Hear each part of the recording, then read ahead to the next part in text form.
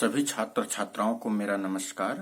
मैं मधुसूदन सिंह राजपूत, सहायक प्राध्यापक समाज शास्त्र के पद पर शासकीय इंदिरा गांधी महाविद्यालय पंडरिया, जिला कबीरधाम, छत्तीसगढ़ में पदस्थ हूँ। आज हम सहसंबंध निकालने की विधि का अध्ययन करेंगे। इससे पूर्व के वीडियो में हम सहसंबंध की परिभाषा, उसके प्रकार, सहसंबंध की मात्रा एवं सहसंबंध के महत्व का अध्ययन कर चुके हैं। आज हम सहसंबंध निकालने की विधि का अध्ययन करेंगे। यह टॉपिक एमए समाजशास्त्र के द्वितीय सेमेस्टर के paper quantitative research techniques in sociology के इकाई 4 में है।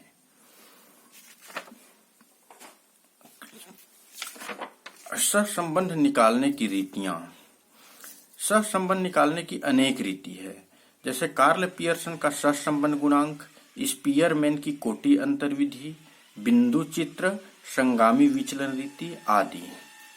लेकिन सबसे ज्यादा उपयोग कार्ल पियर्सन का सहसंबंध गुणांक का होता है। अतः हम कार्ल पियर्सन के सूत्र के द्वारा सहसंबंध गुणांक निकालने का अध्ययन करेंगे। कार्ल पियर्सन के सहसंबंध गुणांक का परिकलन, calculation of Karl Pearson's correlation coefficient. सूत्र इसका है R बराबर सिग्मा dx इंटू dy बटा n into sigma x into sigma y। ये sigma dx into dy upon n into sigma x into sigma y, ये कैपिटल सिग्मा है, ये small sigma है। अब इसके इन सूत्रों में डिटेल पर जाते हैं। ये R जो है वो कार्ल पियर्सन का सहसंबंध गुणांक है। कार्ल पियर्सन के सहसंबंध गुणांक को R से डिनोट करते हैं। और जो dx है वह x श्रेणी के विचलन है और dy है वह y श्रेणी के माध्य से विचलन है। तो और दोनों के गुणा के योग को सिग्मा dx इंटू dy से डिनोट करते हैं। तो सिग्मा dx इंटू dy बराबर दोनों श्रेणियों के विचलनों की गुणाओं का कुल योग। इसी प्रकार ये सिग्मा x है वो x श्रेणी का प्रमाप विचलन है, स्टैंडर्ड डेविएशन, और जो dy है वो y श्रेणी का स्टैंडर्ड डेविएशन है, और n है वो श्रेणी में पदों की कुल संख्या है। अब हम उदाहरण के द्वारा कार्ल पियर्सन के सहसंबंध गुणांक निकालने का अध्ययन करेंगे। उदाहरण, निम्न आंकड़ों से कार्ल पियर्सन का सहसंबंध गुणांक ज्ञात कीजिए। एक चर पति की आयु है, इसको x मान लेंगे। दूसरा चर पत्नी की आयु है, इसको y मान लेंगे। तो एक सर्वेक्षण में पति की आयु 23 है, तब पत्नी की आयु 18, पति की आयु 27 है, तब पत्नी की आयु 20, पति की आयु 28 है, तब पत्नी की आयु 22, पति की आयु 28 है, तब पत्नी की आयु 27, पति की आयु 29 है, तो पत्नी की आयु 21, इसमें 30 है तो 29, ये 31, 27, 33 तो 29, 35, 28, 36 तो 29। तो इस प्रकार इसमें पति की आयु और पत्नी की आयु दिया गया है। पति की आयु एक चर है, पत्नी की आयु दूसरा चर है। इनके बीच सहसंबंध गुणांक का अध्ययन करेंगे। तो सहसंबंध गुणांक के लिए एक तालिका बनाते हैं। इसमें सर्वप्रथम एक चर को लिख लेते हैं पहले। तो पहले चर को लिखेंगे तो पहला चर है पति की आयु। तो पति की आयु 23, 27, 28, 28, 29, 30, 31, 33, 35, 36 है, तो उसको एक रो में लिख लेंगे। 23, 27, 28, 28, 29, 30, 31, 33, 35, 36 अब हो गया। अब इसको इनमें कुल कितना पद है? 1, 2, 3, 4, 5, 6, 7, 8, 9, 10। तो इसलिए यहाँ पे n का मान 10 हो गया। अब सिग्मा x मतलब ये x श्रेणी के कुल पदों का योगफल। तो 23 धन 27 धन 28 धन 28 धन 29 धन 30 धन 31 धन 33 धन 35 धन 36, अर्थात x श्रेणी के सभी पदों को जोड़ेंगे तो जितना आएगा 300 आ रहा है। तो 300 ये सिग्मा x है। इतना निकाल लेंगे। अब इसके बाद सिग्मा एक्स का मान प्राप्त हो गया। एक्स श्रेणी के पदों का योग है और एन का मान निकल गया 10 है। पदों की कुल संख्या 1 2 3 4 5 6 7 8 9 10 करके। अब इसके सहायता से हम माध्य एक्स श्रेणी का माध्य निकाल लेंगे। तो एक्स बार ये माध्य है, ये एक्स श्रेणी का माध्य है। तो एक्स श्रेणी का माध्य आप सभी से निकालते बन जाते हैं माध्य को। तो माध्य बराबर का फार्मूला है सिग्मा एक्स बटे एन। तो सिग्मा एक्स का मान एक्स श्रेणी के पदों का कुल योग तो 300 है, एन मतलब पदों की कुल संख्या 10। तो इस प्रकार माध्य एक्स श्रेणी का माध्य 30 प्राप्त हुआ। अब दूसरी तालिका में हम dx निकालते हैं, अर्थात माध्य से x श्रेणी के पदों का विचलन। तो माध्य से विचलन dx बराबर ये x श्रेणी का मान ऋण x बार मतलब माध्य। तो ये माध्य 30 है, तो ये 23 में 30 को घटा देंगे। 23 में 30 को घटा दिया तो -7 हो गया। ये 27 है तो 27 में 30 को घटा देंगे तो -3 हो गया। इसमें 28 में x का मान 28 है तो 28 में 30 को घटा देंगे तो -2 हो गया। फिर 28 में 30 को घटा देंगे तो फिर -2 हो गया। तो मतलब जो x का कुल जो पद है उसमें से समांतर माध्य को घटा देंगे तो विचलन निकल जाएगा। तो इस प्रकार हम सभी पदों का कुल विचलन निकाल लिए। अब इन विचलन का स्क्वायर निकालेंगे, इसका वर्ग कर देंगे। तो यहाँ -7 आया है तो -7 का वर्ग, तो ऋण का गुणा धन हो जाता है, इसलिए धन 49 आ गया। धन को नहीं लिखा जाता है। यहाँ ऋण 3 आया तो ऋण 3 का वर्ग 9, यहाँ ऋण 2 का वर्ग 4, ऋण 2 का वर्ग 4। इस प्रकार जो भी विचलन हमको मिला है एक्स श्रेणी के पदों में, उसके विचलन का यहाँ पे वर्ग निकाल लेंगे। तो स्पष्ट हो गया। सबसे शुरू एक्स श्रेणी के पदों को लिख लेंगे, उसके बाद फिर समांतर माध्य निकाल लेंगे। समांतर माध्य निकालने के बाद समांतर माध्य से एक्स श्रेणी के पदों का विचलन निकाल लेंगे। उसके बाद फिर विचलन का वर्ग निकाल लेंगे। तो विचलन का वर्ग हो गया। इसको विचलन dx है तो इसके स्क्वायर dx स्क्वायर। तो dx स्क्वायर ये सभी को योग करेंगे 49 धन 9 धन 4 धन 4 धन 1 धन 0 धन 1 धन 9 धन 25 धन 36 तो 138 आ गया। सिग्मा मतलब योग। सिग्मा dx स्क्वायर बराबर 138 हो गया। तो इस प्रकार हम एक्स श्रेणी के लिए किए हैं। इसी प्रकार पत्नी की आयु को वाई श्रेणी मानेंगे तब वाई श्रेणी के लिए पूरा इसी प्रक्रिया को दोहराएंगे। वाई श्रेणी को पूरा लिख ले यहाँ पे। वाई श्रेणी मतलब पत्नी की आयु, तो 18 20 22 27 21 29 27 29 28 29 ये लिख लिए। अब इसमें पदों की कुल संख्या 1 2 3 4 5 6 7 8 9 10 तो एन हो पदों कुल संख्या 10 हो गया और ये पदों का कुल योग सिग्मा वाई तो 250 मिल गया। तब इसकी सहायता से हम माध्य निकाल लेंगे। वाई श्रेणी का माध्य वाई बार बराबर सिग्मा वाई बटे एन, तो 250 बटे 10 करेंगे तो 25 हो गया। तो इस श्रेणी का माध्य समांतर माध्य 25 मिल गया। अब फिर उसी प्रक्रिया को दोहराते हैं, विचलन निकालते हैं वाई श्रेणी का विचलन। तो वाई श्रेणी के विचलन के लिए इसमें वाई श्रेणी के पद को समांतर माध्य से घटा देते हैं।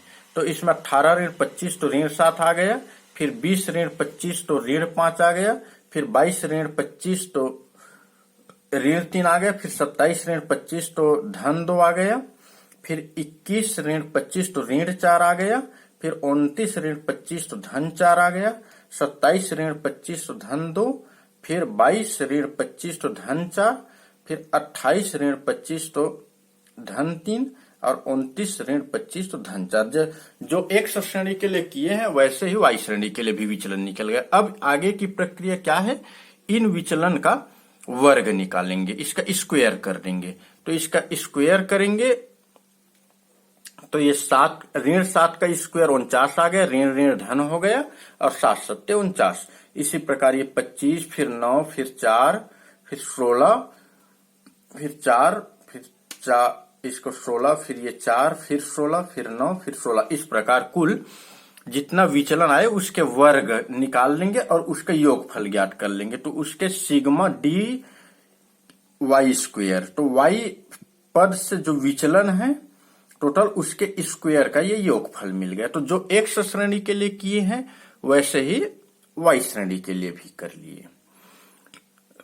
अब तीसरा अंतिम में एक कॉलम एक्स श्रेणी के जो विचलन मिला है, माध्य से जो विचलन है उसका, और वाई श्रेणी के जो माध्य से विचलन है उसका, मतलब ये डी एक्स और डी वाई इन दोनों का गुणा करेंगे।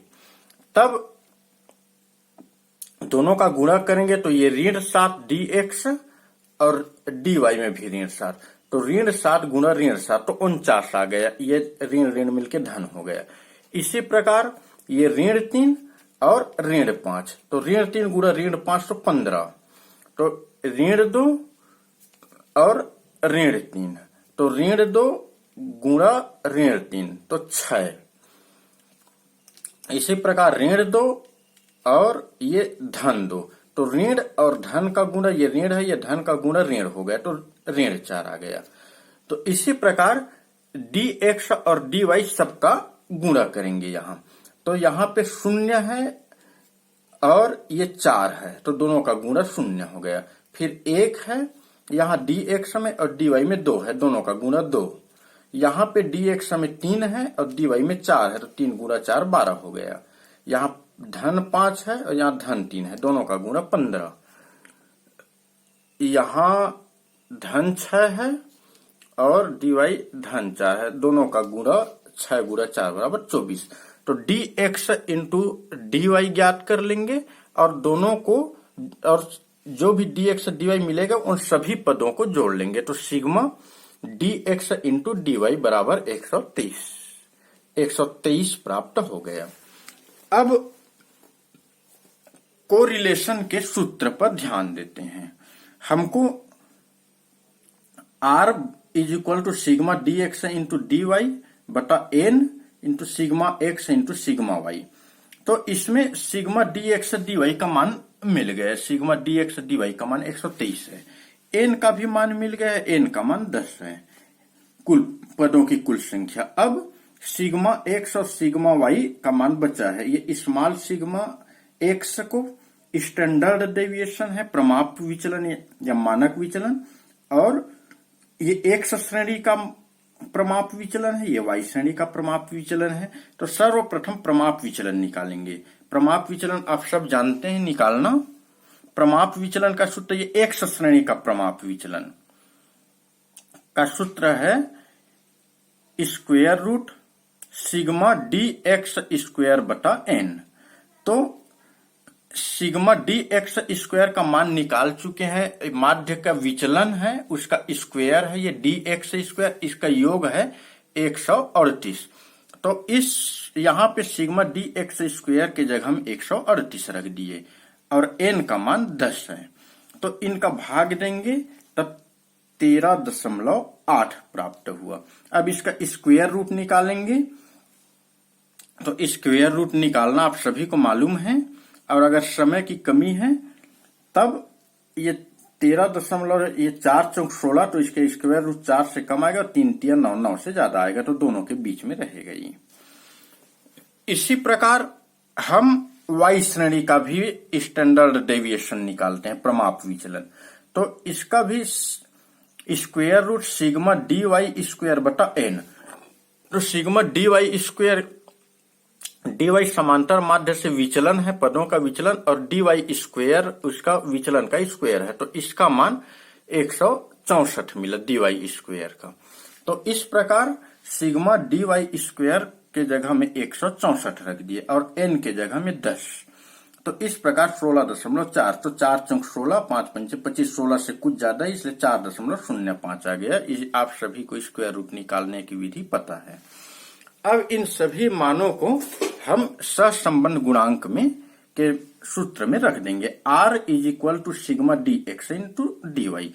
तो sigma D x into D Y का मान पता हो गया, एन का मान पता है 10, और ये सिग्मा एक्स स्टैंडर्ड डेविएशन है एक्स का, तो इसका मान 3.71 मिला है, और डी वाई का मान, ये वाई श्रेणी का स्टैंडर्ड डेविएशन है, तो इसका मान 4.05 मिला। अब सभी को रख देंगे, तो sigma D x into D y, इसका मान है ये 123, sigma D x into D Y का मान 123 है, तो 123 रख दिए। अब इसमें 10 रखिए, और इसका मान सिग्मा एक्स का मान 3.71 है, और सिग्मा वाई का मान 4.05 है, तो इन सभी का गुणा करेंगे तो 105.3 आ गया। अब ये दशमलव को हटाएंगे तो ऊपर में एक जीरो लग गया।